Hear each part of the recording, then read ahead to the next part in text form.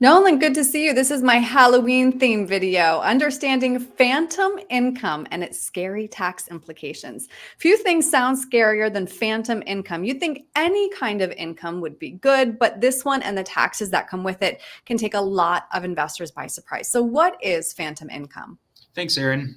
Phantom income in its basic nature is income that you have to, I guess, receive without actually receiving it. That may not make a lot of sense up front, but we'll get into it a little bit. It's most typically found in mutual funds. Hmm. Phantom income is, for example, if a mutual fund were to have a capital gain, like the mutual fund holds a stock for longer than 1 year, the mutual fund may sell that stock and then push some of the taxable obligation onto the individual investor who owns that fund. That's phantom gains in a nutshell. Okay, so just to underscore this, you are on the hook to pay taxes on money you never actually received. Correct.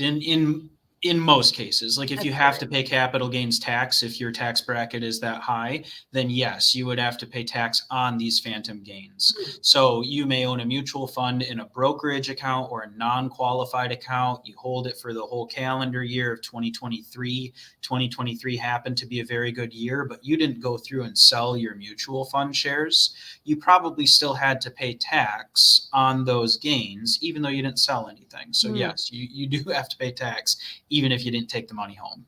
So how will I know I'm paying that tax? Am I looking for it on my tax return? So on your tax return, you can find it on there, but it's a little bit, I don't know, kind of hard to get to. Most mutual fund companies will also issue what's called a distribution schedule.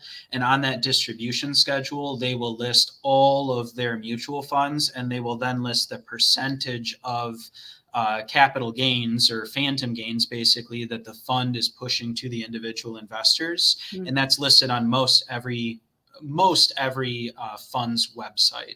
And if you ever need help finding those, I'm happy to help you find those as well. Well, I'm glad you bring that up because I know you focus on strategic tax planning. So how do we avoid phantom income?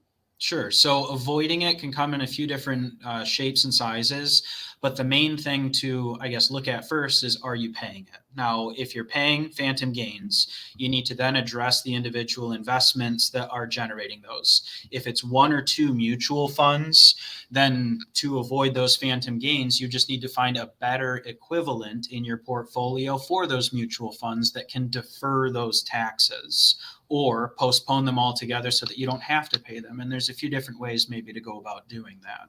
Yeah, so let's talk that through. What other strategies should we consider to avoid phantom income other than maybe considering ETFs instead of mutual funds? Great. And ETFs instead of mutual funds, because we didn't necessarily peel into it too much. Yeah. You can choose a growth mutual fund or a growth ETF, and they have the exact same investment objective, but just choosing an ETF chassis, just choosing an ETF exchange traded fund instead of a mutual fund automatically defers those phantom gains. So that's the first and probably easiest way to avoid those phantom gains.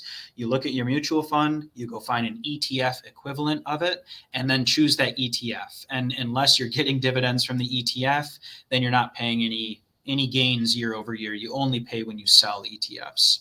There's two other strategies that you can do. First, if you're not just choosing an ETF over a mutual fund, you could always take some of your non-qualified assets or some of those taxable assets and go put them into your 401k or IRA or Roth if you're still working. That's an option. If you want to keep the same mutual fund but defer the taxes each year, you can go put it in a retirement account if you are Hmm. still working. And then finally, maybe you're not still working, but you want to increase the tax efficiency of your portfolio. Some mutual funds are able to eliminate phantom gains as a specific objective. They're tax efficient mutual funds. And you can also do what are called SMAs or separately managed accounts. And these are mutual funds, but they are managing stock or bond portfolios within it instead of passing on gains to individual investors. So there's two or three different ways to go about it. Every different sock for every foot, I guess. But I guess, just understand if you are paying it, and then I guess understand what your options are as far as how to avoid paying those taxes. A lot to consider. I'm glad we got to talk this through because I think a lot of people maybe aren't too familiar with this, but it can be scary. So Nolan, if somebody wants to talk it through with you, how can they reach you?